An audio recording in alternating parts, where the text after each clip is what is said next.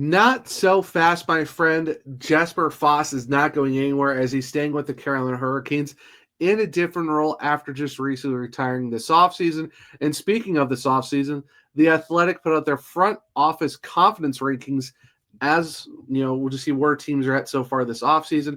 Where were the Hurricanes rank and how is their grade and how are they being viewed by the fan base and the outside public? And that being said, what are my thoughts on the front office so far this offseason? All that and more on the most recent edition of Locked On Hurricanes.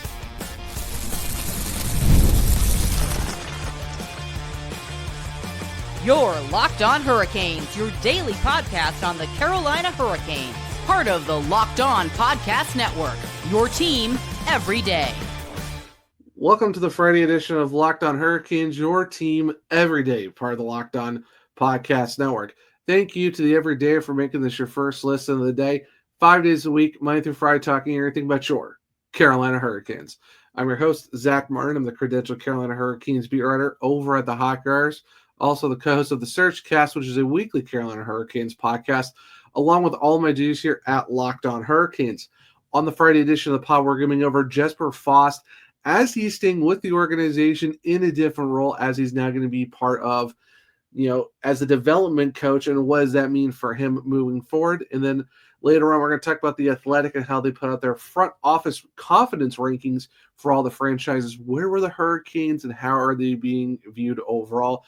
And then we'll wrap up the show with me giving my thoughts on the front office so far this offseason. Before we start all that, though, today's episode is brought to you by Game Time. Download the Game Time app, create an account, use code LOCKEDONNHL for $20 off your first purchase. Now, Jesper Fast is sticking around with the Carolina Hurricanes as a development coach. They also have added John Steiner as a video coordinator and Freddie Stanley as a communications assistant.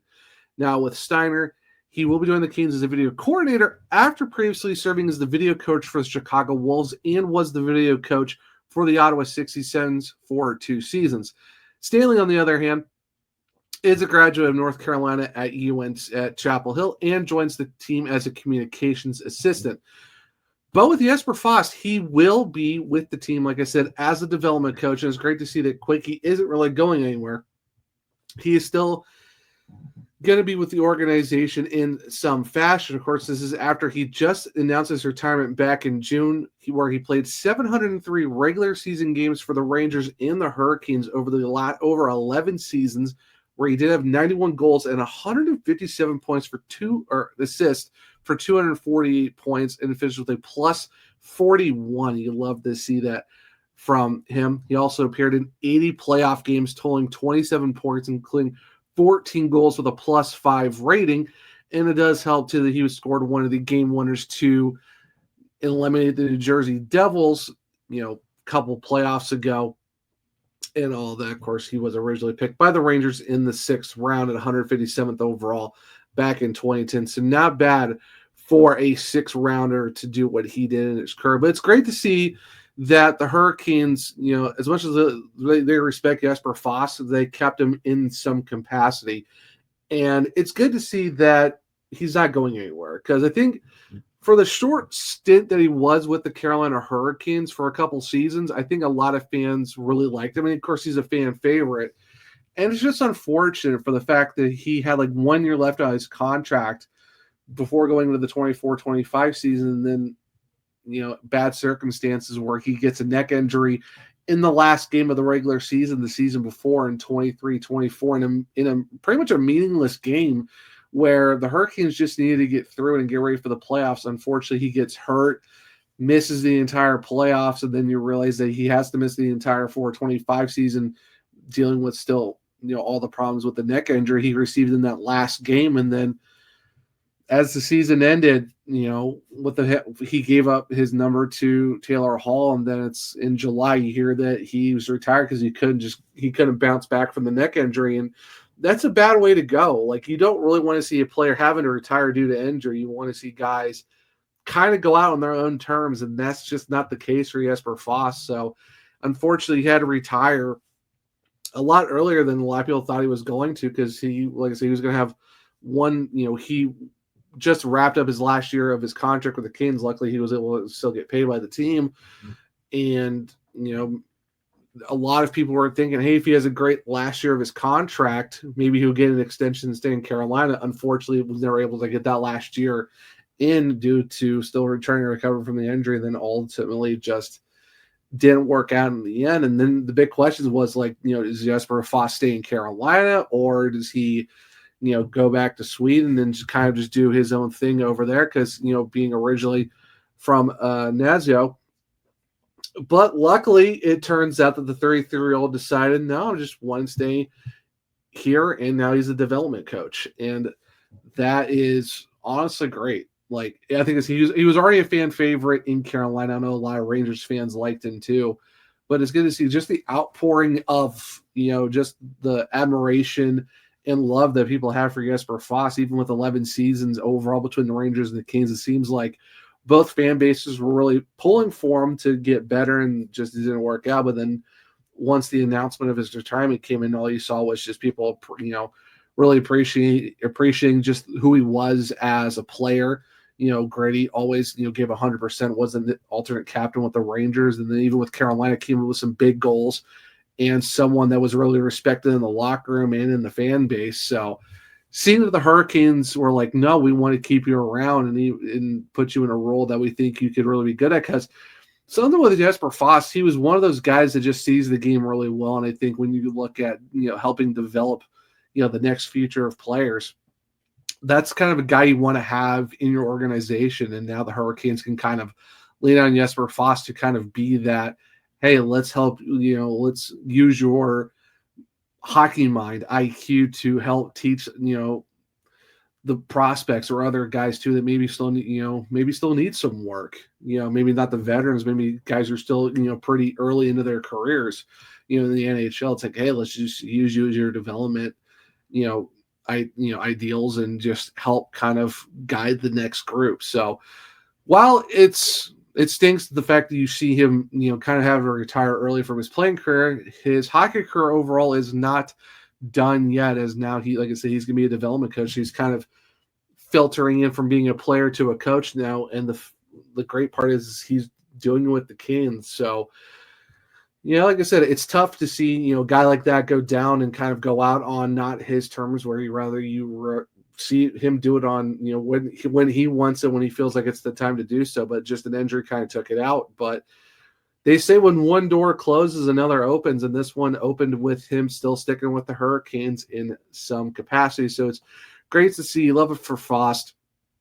I'm really excited to see what he can do with the organization, seeing how all the training goes with him kind of being there and adding, his ideas and kind of working with the Hurricanes as an organization, and kind of, see what the development's like with the younger guys, and just see him, while not playing, is putting his hockey IQ in a different component of being able to still be with hockey in some way. So it's awesome to see. Great. It's great. You love to see it. So happy for Fast. And I'm excited for what's next for him when it comes to that. Now, moving on, we're going to talk about the Athletic as they put out their front office confidence rankings and grades and all of that good stuff. Where did the Hurricanes, finish in their rankings? What grade did the Athletic give them? Plus, there were some polls done by the public and within the Hurricanes fan base. So stick around. We'll talk about all that here in a second on a Friday edition of Locked On Hurricanes. Have you ever decided at the last minute to head to a ball game with friends or family? Maybe it's game day and you suddenly realize you want to be in the stands. That's exactly where Game Time comes in. It's the easiest way to grab last-minute tickets without the stress. With the money you save on tickets, you can splurge on food, drinks, merch, or even invite a bigger group to come with you. Game Time makes it possible. Game Time makes buying tickets fast and simple. Prices on the app actually drop the closer you get to first pitch. And they've got incredible last-minute deals, clear seat views, and the lowest price guarantee that takes the worry out of buying. Are you tired of endless scrolling trying to find the best deal? Well, Game Time's zone deals pick the best seats in your section for you. And their seat views right in the app before you buy, so you know exactly where you'll be. So take the guesswork out of buying tickets with Game Time. Download the Game Time app, create an account, and use code LOCKEDONAHL for $20 off your first purchase. Terms apply. Again, Create an account and redeem code LOCKEDON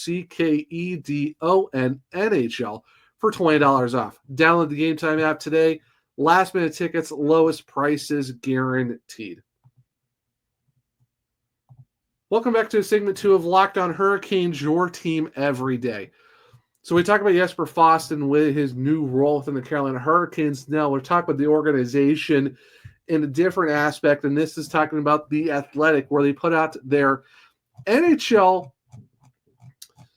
as they put it, their NHL front office confidence rankings. How do the fans feel about every team in 2025? Of course, this is from Dom Decision. First was the Florida Panthers. Of course, they were ranked first last year with an A+. Second place was the Dallas Stars, who were second this year, second last year with an A. And then the Carolina Hurricanes coming in at third. They were actually ranked 8th last year. Now they're at number 3, grading with a 4.3. Now, in terms of when you look at the team, they go from roster building to cap management to draft and develop, trading, free agency, vision, and then your total grade. So in terms of the public, they view them as 5th with a 4.1 with an A- on roster building, while the fan base came out at 4.6, also 5th with an A- on that. Cap management, the public says A+, which was second, where the fan base puts them at 4.9, which is first with an A. Draft and development, public B+, 7th. In terms of the fan base, the Caniacs say that they're an A- with a 4.4 and a 4th ranking. Trading B+ across the board, 6th for the public, 8th for the fan base. Free agency, A- as well on both sides, 5th by the public, 4th by the fan base. And then vision, A- across the board there as well. 6 at 4.1 for the public, 4.8 and 4th for the fan base, with the total coming out to 4.0 being 3rd with an A- from the public, and then the fan base 4.5 coming in at 4th with A- as well, giving you a grade of 4.3, giving them that 3rd place vote. Now, there was also a poll, change in confidence over last year. There's the more and then there's the less. For the public, 48% said more in the change of confidence, while 6% said less. And this is just the public. So 48% of people thought that the Hurricanes gained more of their confidence compared to last year, why they went from 8 to 3, while 6% still said, I'm not really sure about that. Now, in terms of the fan base, surprisingly, 1% said less confident this year compared to last year, which from what I've seen on social media, I'm kind of surprised it isn't more than just the 1%, but hey, I'm not going to complain. It's good to see the fan base is actually like, I see what this team is doing. They're trying to get better every year. Yeah, while there's a couple question marks, I think the team overall still, trying to take the next step, and that's what you're seeing with the fact that, yeah, it's less than 1% or less confident, but 77% of people think that they are more confident in the Hurricanes. So this is what Dom Decision said about the Carolina Hurricanes in terms of this. Despite taking a beating in the broader public for the Rantanen trade, overall the way that Tulski handled the situation spoke to his willingness to be flexible and roll with the punches. Overall, I think his decisions will lead to the team coming out ahead. The philosophy and vision are so clear, they're willing to take risk, and results speak for themselves. I fully trust that if there is a move available to make the team better, they will pursue it. Not every move will pan out as a best-case scenario, but you don't win without taking swings. And that's the major theme that, is the fact that even the fans, even Caniacs thought, hey, we're taking swings. And there's not a lot of teams that kind of do that. The Hurricanes are a very aggressive team.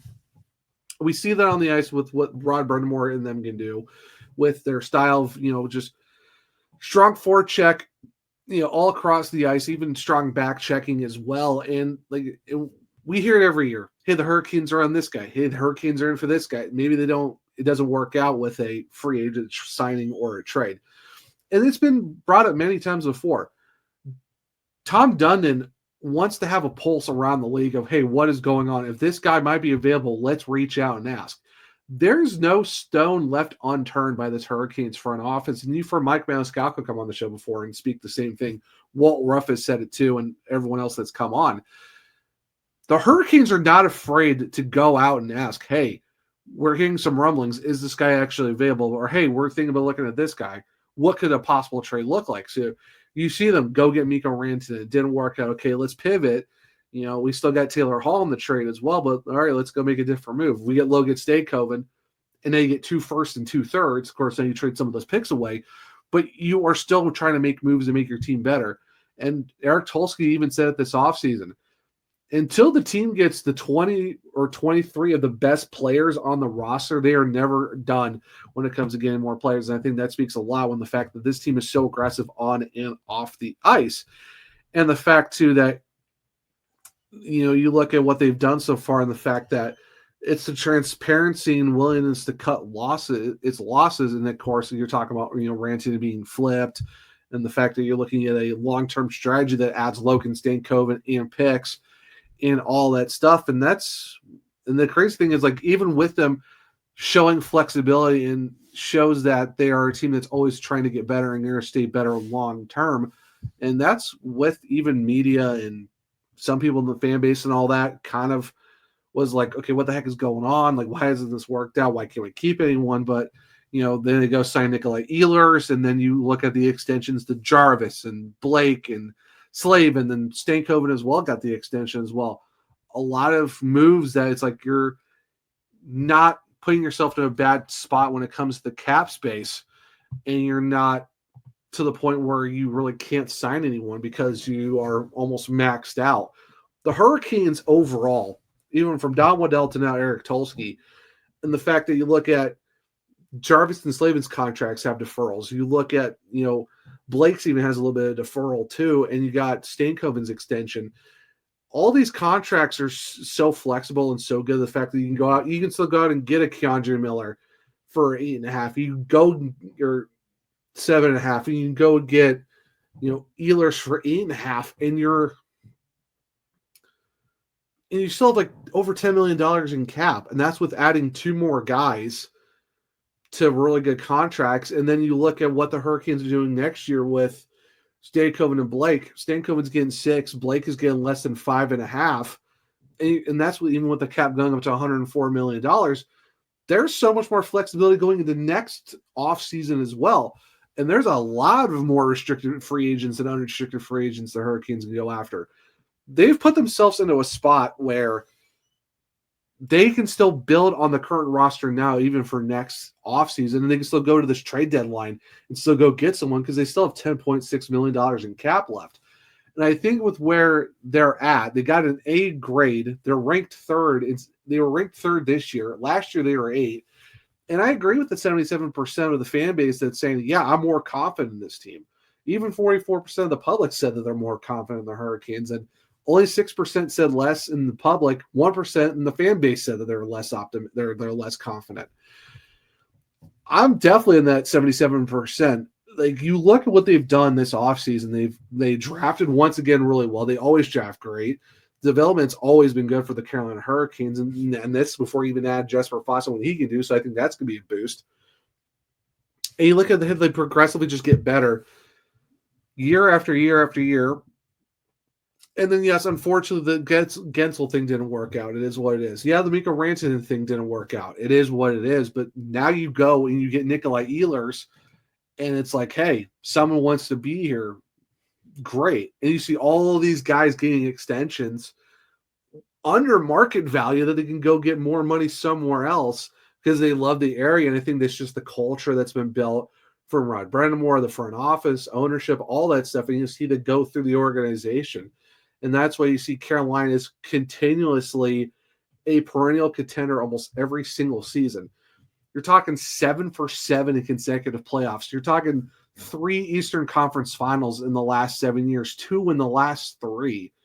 And they only keep getting better and better as every season goes along. And I think, yeah, the confidence in this Hurricanes organization has to go up. Yes, there's still some question marks. I'm not going to deny that. There is still some. But overall, when you look at a team who's ranked 3rd in confidence for front office, it makes sense. There's not a lot of weird dark spots with, all those grades are B pluses or A's. There is nothing that's down. And I think that speaks a lot to what the Hurricanes have done to build for the now and in the future. So that being said, what are my overall thoughts on the front office? I kind of talked about it a little bit, but we'll dive more into that. So stick around. We'll do that here in a second on a Friday edition of Locked On Hurricanes. August 26th is officially FanDuel Futures Day, a brand new holiday for football fans who live for bold predictions and preseason hunches. For just 24 hours, FanDuel is giving you the deals on NFL season predictions. So whether you're calling your MVP, eyeing a long shot division winner, or ready to crown your Super Bowl champ before week 1 even kicks off, this is your moment. So take a flyer on the MVP race. Do you think that it's going to be Lamar Jackson, Patrick Mahomes, Josh Allen? Could you take a long shot in Baker Mayfield, maybe a Bryce Young? Who knows? Do you want to crown your champion in August? Could it be the Eagles, the Chiefs, the Bills, dark horse long shot in the Carolina Panthers? Who knows? But you have so many ways to make these bets on Futures Day, which is on August 26th. So visit the FanDuel app today and start playing your future bets now, because Futures Day is one day and one day only. FanDuel, play your game. Welcome back to segment 3 of Locked On Hurricanes, your team every day. So we talk about Jesper Fast and his new role with the Carolina Hurricanes. We talk about the Athletics front office confidence ranking, where the Hurricanes are 3rd this year compared to 8th last year.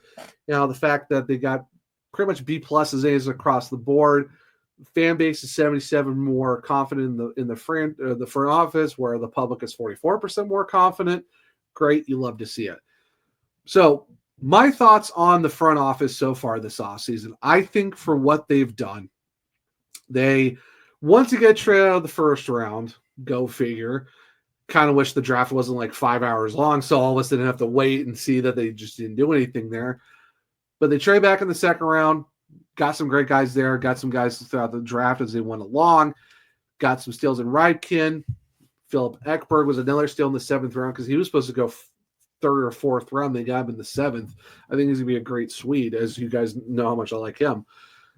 But drafting-wise, it's same thing, different year for the Hurricanes with Darren York and his amateur staff.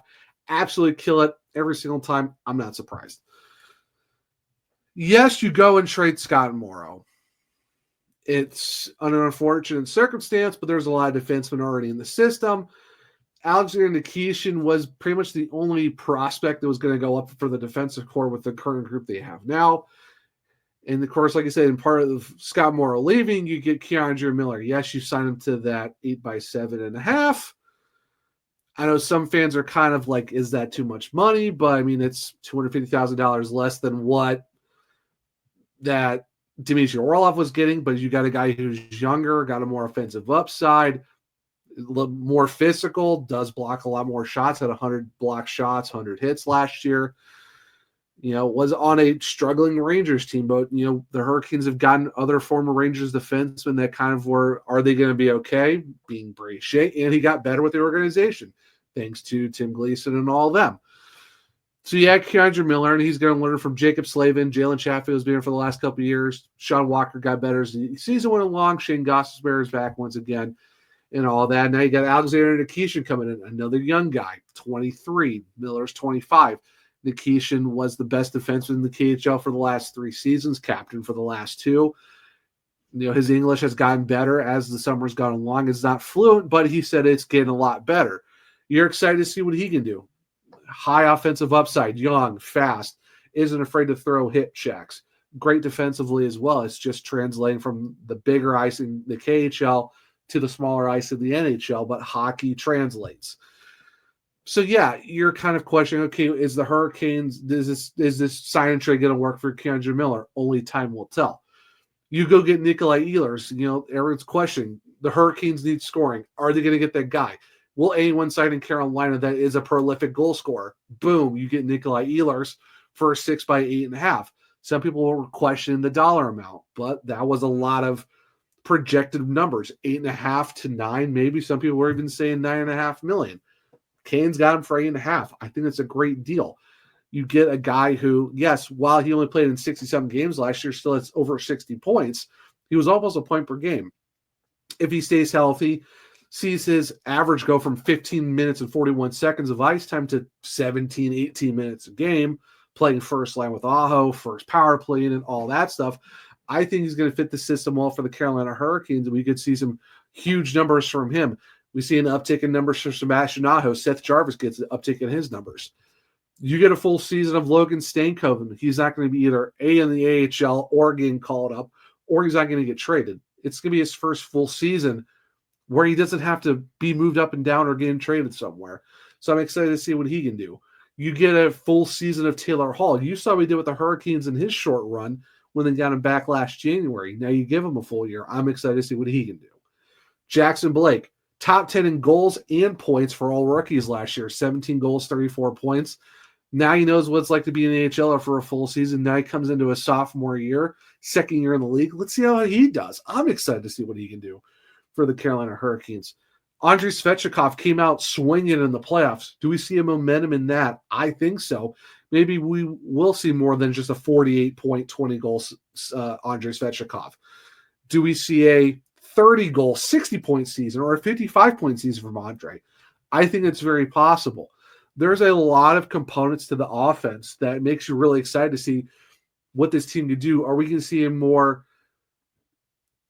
a team that can, instead of having like you win 2, you lose 2, you win 1, you lose 1, you have a 500 month. Maybe you have a 10-win, 2-loss month, back to 500 again. Are we going to see a more consistent team scoring every night? Not having games you're going like, what are we watching here? Not this up and down type stuff. No Jekyll and Hyde hockey. We're going to get consistent Hurricanes games. Are they going to lose one or two here and there? Yes, but they're not. But they're not going to just win 1 or just win 2 and play 500 hockey. They could probably go on 3, 4, 5 game winning streaks before they lose one and start another streak. I think that's very possible for the Hurricanes, and I think they've done that this summer to get better. The big question, will Frederik Andersen stay healthy? He's missed over 70 games the last 2 seasons. You hope he stays healthy because when he's on, he is easily a top 10 goalie in the entire NHL if he's playing and stays healthy and can be his dominant self. Pierre Kachekov's won 50 games in the last 2 seasons. He just set a career high in wins last year with 27. He was on pace to hit 30. I thought he was going to do it. I think he can hit 30 wins this year, and I think he might establish himself as the number 1 goalie because you've seen him all offseason. He's, showing more of how he prepares for the upcoming season, gear, how to breathe right, just mentally. You see him maturing as the summer's gone along. Yes, they want him to play calm, cool, collect, but they still want him to be aggressive. I think last year you're kind of seeing him trying to find that middle ground of sticking to your net, just doing what you need to do, and then there's the poke check. He's trying to find that medium. I think he hits that this year. And I think with what the Hurricanes have done to build this roster, yeah, there wasn't a lot of turnover, but you are bringing in now 2 more. You're bringing in Miller and Nikishin to replace Orlov and Burns. Offense, you're only really losing Jack Roslovic. Who you bring in? You bring in Nikolai Ehlers. Other than that, you've re-signed Robinson, you re-signed Jost, you extended Hall during the playoffs. You extended Anderson in the playoffs too. You extended Stankoven. You extended Blake. You pretty much have your lineup set for the next few seasons, minus a couple guys that got 1-year contracts and stuff like that. But so far, you got this team set up for at least 3 seasons where you're pretty much almost bringing the group back, maybe plugging guys here and there where you really need it. But overall, I think the Hurricanes did a great job. I think they're definitely an A grade when it comes to what they've done for the offseason. Drafting, amazing as always. Contracts are great. So you still got $10.6 million left, and that's after getting Miller and Ehlers and extending some guys. This roster, I think, is set up to take a run next year. I think that they have a good shot of making at least the Eastern Conference Finals again. Maybe they go win the Metro Division, which would be great to do. I know that's not the end goal, but hey, let's bring home some extra rewards to the organization. I think the organization overall, as of now on August 22nd, have definitely set themselves up for another run. That could change between now and October 9th. Who knows? But as of now, I agree with the A grade. I agree with the 77% that said they're more confident. I'm just excited to see where this thing goes, and I cannot wait for October 9th to be here because the dog days of summer are still dragging along, and I am so ready for hockey to be back. But luckily, it's Friday, and we're almost done with another week, which means we're almost another week closer to Hurricanes hockey in over just a month and some few days. Well, guys, that will be the Friday edition of Locked On Hurricanes. Thank you for making your first listen of the day. For your second listen, just check out the Locked On NHL podcast where there is no offseason, bringing you the daily league white stories that matter the most with the local coverage you love from Locked On. Find Locked On NHL on YouTube or wherever you listen to podcasts. If you want to keep up with me, I'm at OneTrueZach on X. The podcast is L_Hurricanes. I'm also on Blue Sky, the Zachary Martin, where if you click the link trees in my bios, you can find all of my written content at thehockeywriters.com.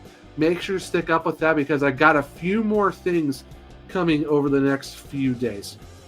If you want to check out my other podcast, well, it's the Searchcast on all podcast platforms and on YouTube.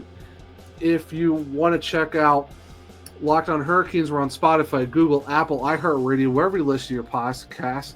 Make sure to leave a 5-star rating and review because I might just read it on the show. For YouTube, well, make sure to subscribe at Locked On Hurricanes. Make sure to hit the bell notification so you don't miss a show. Hit the thumbs up if you like to let me know if you like the show as well. Share it with all other Caniacs so they become everydayers just like you. But hope everyone enjoyed the Friday edition of Locked On Hurricanes. Enjoy your Friday. Enjoy your weekend. Until next time, as always, let's go Canes.